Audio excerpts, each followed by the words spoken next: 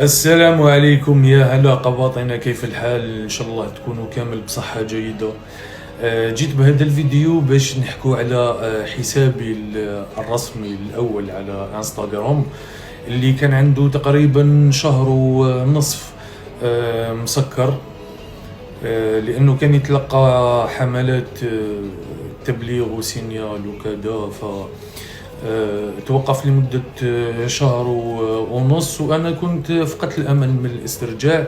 لكن الفانز والمحبين كانوا السبب الأولي والرئيسي في تواصلي مع عمر، اللي هو صراحة مبدع في مهنته، في اختصاصه، في السوشيال ميديا، وكل مشاكل اللي يتعرض لها الحسابات وكذا.